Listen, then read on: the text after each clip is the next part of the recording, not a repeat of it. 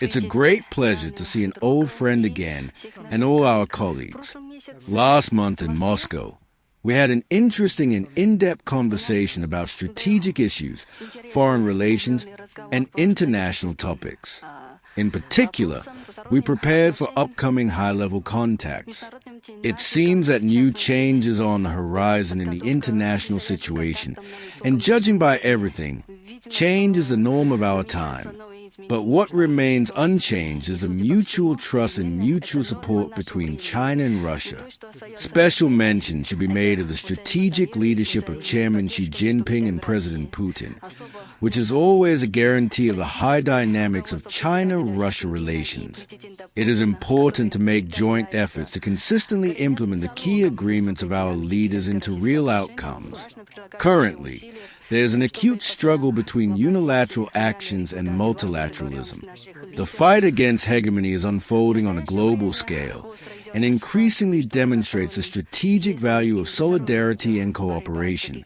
BRICS, with China and Russia as founding members, should strengthen coordination and interaction within BRICS, expand and deepen solidarity and cooperation among the developing world and emerging economies, constantly enhancing the appeal and authority of the greater BRICS, giving powerful impetus to the cause of development, prosperity, and peace, and playing a worthy role in shaping a more just and rational system of global governance.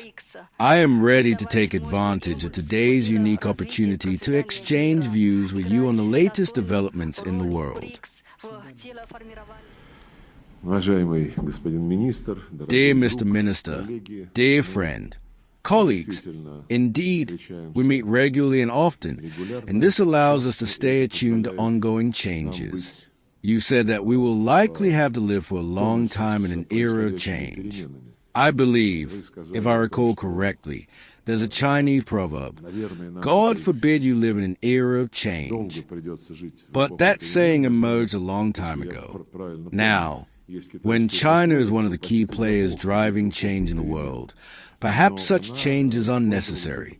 As you mentioned, there is a struggle to preserve unilateral world orders, which have largely absorbed colonial and neo-colonial methods practiced and still practiced by the West in managing global affairs.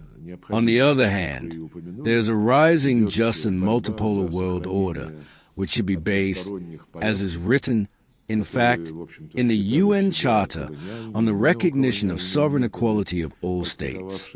The fact that we, together with the People's Republic of China, with our BRICS friends, the Shanghai Cooperation Organization, and other alliances, are active participants in these changes and are at the forefront of the movement for justice and equality, places a special responsibility on us, primarily in terms of the tasks set by our heads of state.